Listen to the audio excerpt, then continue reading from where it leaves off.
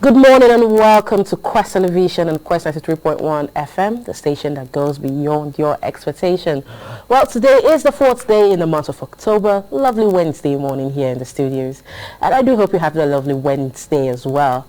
Right now it's time for us to look into the headlines making the rounds on the dailies. My name is Orikemi Mariam, and with that being said, welcome to the paper review here on Quest.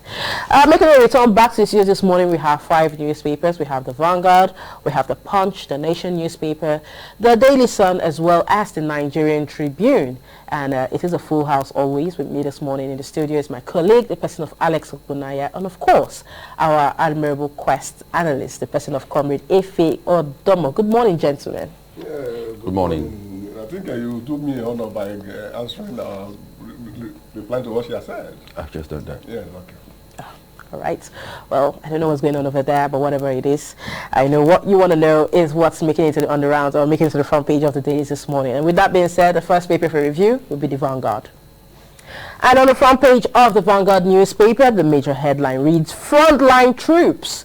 Army probes claims of poor feeding. Yeah, the writer to that says Army takes allegations very seriously, says spokesman. Adds a priority is placed on troops' welfare. Also, supply chain under thorough investigation. Well, get more details on that on page 9 of the Vanguard newspaper. Moving away from that, we have price of cooking gas up 17%. Operators expect further rise. It's making it also on the front page of the Vanguard newspaper. Below that, we have some banner headlines. The first says, Pope suggests Catholic Church could bless same-sex marriages. Well, that's quite a touchy one, but you can do all of that. You can get more details on that on page 5. Moving on, we have on the tribunal judgment. It says DSS arrests lady threatening suicide bomb attack on VP Gonjage leader George and Gawuna. Get more details on that on page 12. New Senate rule restricts president and deputy seats to ranking members. It's making it to page 25. Moving on, we have 8 abducted NYSC members still in captivity. This is a statement coming from their families, but get more details on that on page 6. 30 drowned in fresh Kebbi boat accident is making it to page 12. And while we killed retired Benue jurist, says gang leaders. Get more details on that on page 6.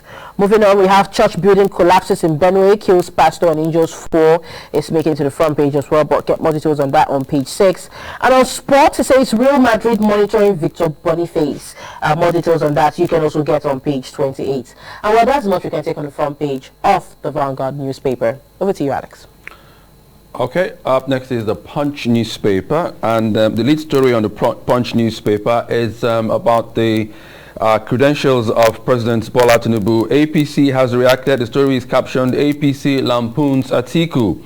Ex-VP set to submit documents in Supreme Court.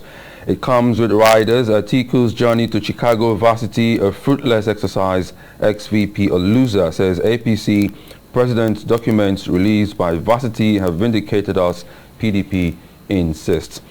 And below that one comes this, Minister Tinubu picks Balarabe to replace El-Rufai. You can read up that story on page 8. And below that one still, Mobad, police detain Naira Marley. You can get that on page 16 of the Punch newspaper. Above the masthead of the Punch newspaper, 100 billion Naira CNG buses. Senate rejects CBN loans, warns Tinubu against illegal spending.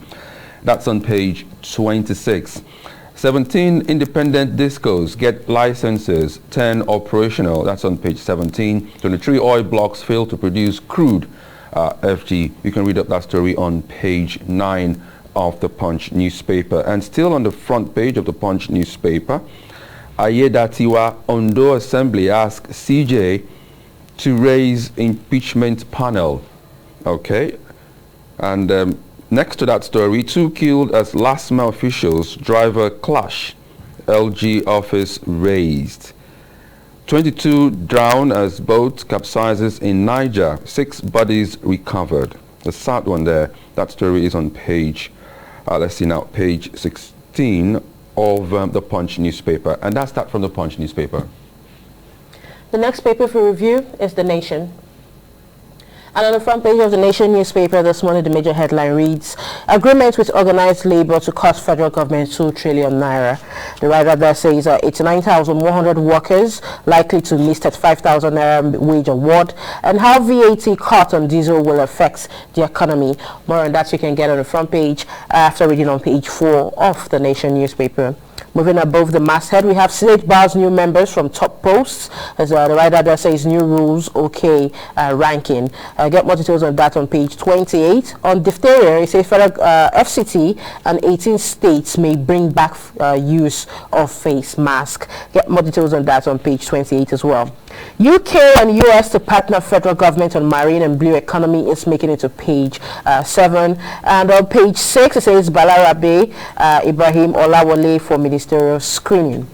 Moving below the masthead, right below that, we have on Mobad. It says police detain Naira Mali.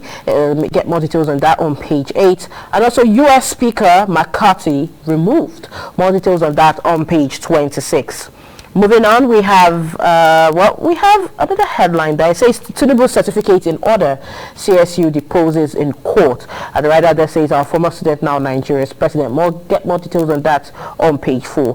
And well, that's what you can take on the front page of the Nation newspaper. Next is the Daily Sun newspaper. The lead story: Minister Kwara Ondo get more slots as Tinubu raises number to 48. It comes with the rider. President nominates 3 additional ministers, names Abba Balarabe as El-Rufai's replacement. The full story can be found on page 6. Directly by the side of the masthead, UNDP develops master plan to end flooding in Anambra State. That's the Cherry one. You can get that story on page 5. And Lagos residents slam traffic officers over death of pregnant woman, 2 children, others. That incident happened yesterday. 23 killed in Kebbi boat mishap. Pastor dies in collapsed church building as in Benue State. 4 others injured. That's on page 4. On page 6, Senate bars newcomers from holding leadership positions. That's on page 6. And reps probe 15 trillion naira pension fund assets. That's on page 27 of the Daily Sun newspaper. OAU students reject tuition fees review, insist on 50% reduction. That's on page 28. Only 40 million Nigerians pay taxes. That's according to RMAFC. That's on page 2. And finally, on the front page of the Daily Sun newspaper, 5.5 billion naira invested in production. Okay. I don't think we'll need that one now because okay, I think that will be all from the Daily Sun newspaper. And over to you, Miriam, now. Well, the final paper for review this morning is the Nigerian Tribune. And on the front page of the Nigerian Tribune, the major headline states, Senate amends rules. It says first timers can't contest for Senate President and Deputy. More details on that on page 4. Moving above the masthead, we have reps to prove 15.5 trillion naira pension assets and status of 10 trillion naira loan to federal government. More details on that on page 4. 23 feared dead in Kebbi boat accident is making it to page 29. Well, may their souls rest in peace. Moving on from that, we have Pope suggests Catholic Church could bless same-sex couples. More details on that on page 5. We have cleared all passport backlogs, says the NIS, and get more details on that on page 16. On the death of Mobad, it says Naira Mali now in our custody, and this is a statement from the police. But if you want to get more details on that, you can go to page 30. Tinubu 6 Senate's confirmation of 3 new ministerial nominees is making it to page 30 as well. And also pregnant woman, 2 children die as last map and policeman struggle with driver in Lagos. A sad one indeed. We'll get more details on that on page 8. Pastor dies as church building collapses in Benue is making it to page 29. And on impeachment, it says Ondo Assembly directs CJ to constitute 7-man panel on deputy governor. Get more details on that on page 4. And well, at this point, we've taken all the headlines on the front pages of all the dailies I mentioned earlier, which is the Vanguard, the Punch, the Nation, the Daily Sun, as well as the Nigerian Tribune. And it is now time for you to call into the show and have your say. But remember, you'll be sticking to the headlines making the rounds on the dailies. The numbers to call are on your screen. But for those on radio, the numbers remain 081 88 888 931 and 08022 931 931. With that being said, let's have our first call for the day. Hello, good morning. Hello, good morning. Good morning. Welcome to the show. Your name and your location, please.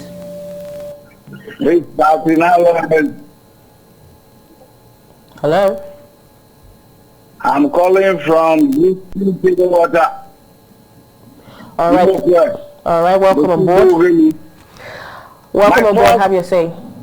Based on Tinubu certificate can be corrected.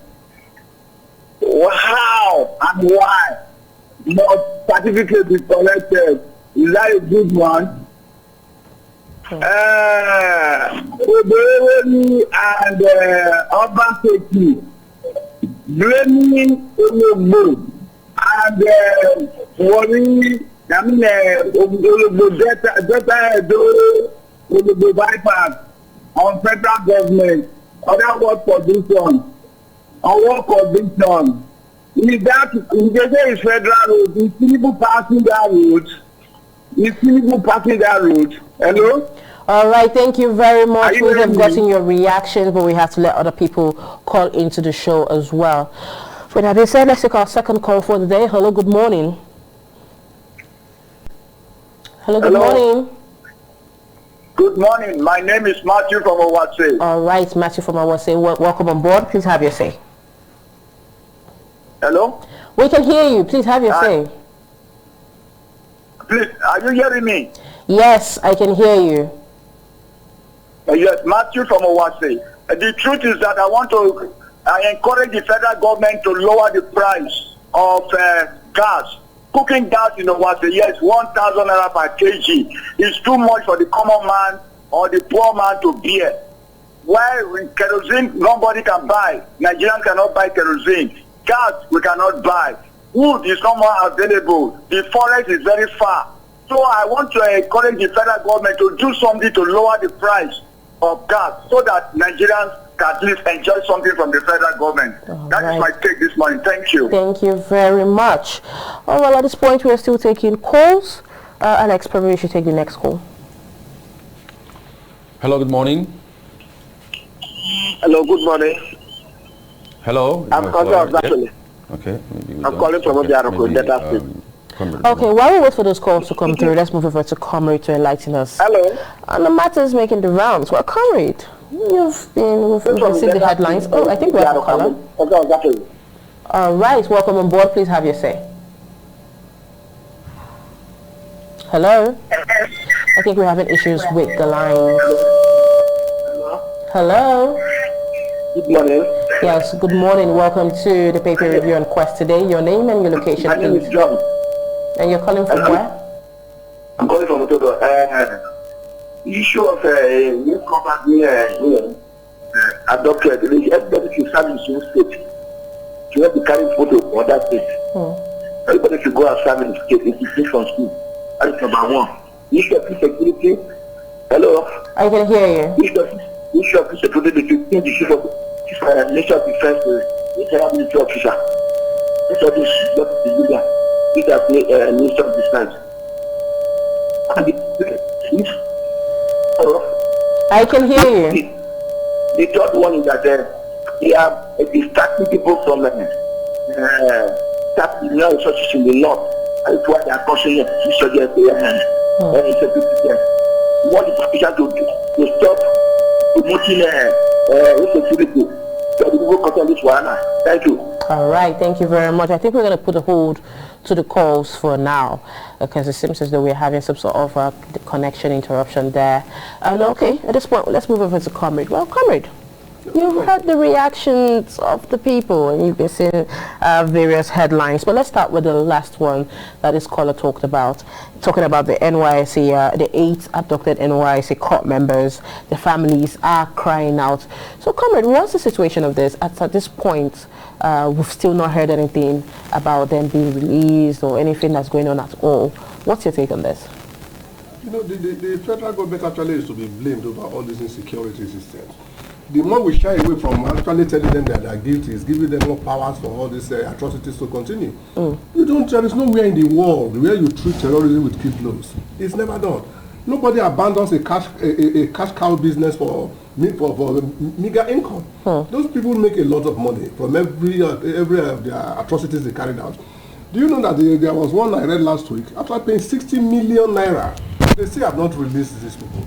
There is something we call nuisance value. If the government actually comes down heavily on all these terrorists, irrespective of who is involved, irrespective of who will go down with it, because every revolution there must be something that the country or the people will lose.